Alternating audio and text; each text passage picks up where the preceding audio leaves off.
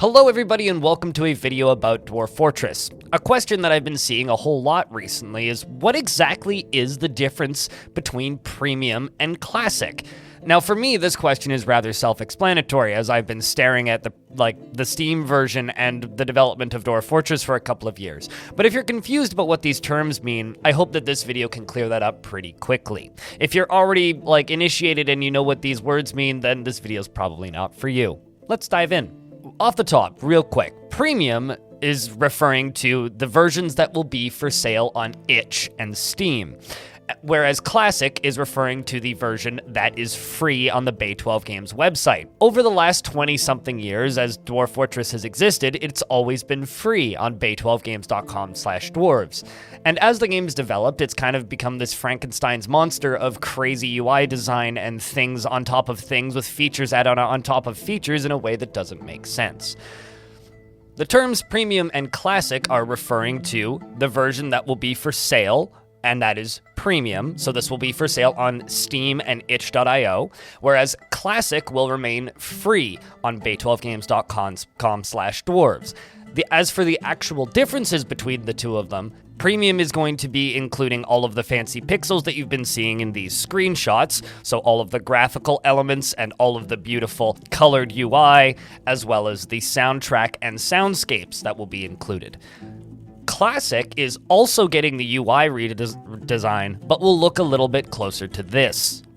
As you can see, even though it has the new UI aesthetic, it's still keeping to the traditional Dwarf Fortress ASCII look, but it will be remaining free. This is kind of the major difference between Classic and Premium.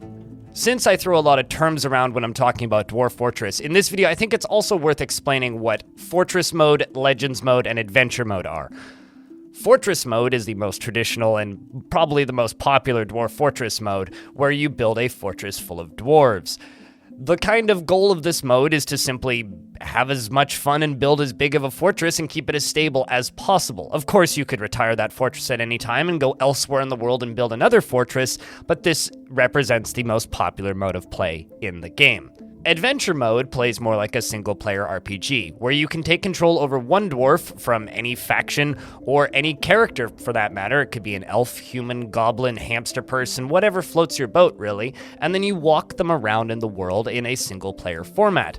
Think kind of like a Cataclysm Dark Days Ahead, or a Kenshi, or even a game that's weird top-down version of Skyrim. Whatever really works for you there. It's a very open-ended sandbox that needs a lot more direction and won't be included in Premium and the Classic versions in the next update, at least initially. Give it a good 6 months to a year and then we'll get to explore Adventure Mode again.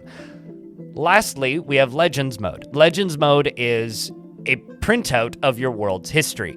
When you play Dwarf Fortress, one of the first things you do is you generate a world, and this generates everything from books to forms of poetry, history, and kings, queens, wars, factions, religions, and tons of other things, including rainfall density and volcanoes, as well as randomly generated creatures.